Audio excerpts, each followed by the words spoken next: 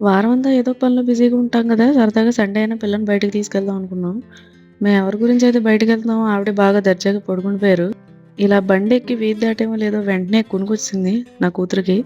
వాలిపోయింది. ఏంటబ్బా! పక్కకి వాలిపోతుందని చూస్తే పడిపోతుంది ఇంతకిని. క్లైమేట్ అయితే చితక్కొట్టేసిందనమాట. అటు ఎండ లేదు, అలానే వాన లేదు.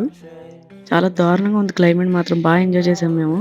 సండే కదా! ఫుల్లు ట్రాఫిక్ అనమాట. చాలా అందరిని దాటుకుంటూ వెళ్ళడానికి చాలా టైం పట్టేసింది. దారుణంగా ఉంది ట్రాఫిక్ మాత్రం. ట్రాఫిక్ అయితే దారుణంగా ఉంది. మా బుడద ఆడుకోవడానికి మంచి ప్లేస్ ఎక్కడుందా అని వెతుకుతూ ఉంటే తెన్నేటి పార్క్ మాత్రం చాలా క్రౌడ్‌తో కనపడింది. ఇంక అయ్య బాబోయ్! అక్కడ అదేం ఆడుతది, దాన్ని పట్టుకోవడం చాలా కష్టం అని చెప్పి మంచి ప్లేస్ గురించి ఎతుకుతుంటే లుంబిని పార్క్ కనిపించింది.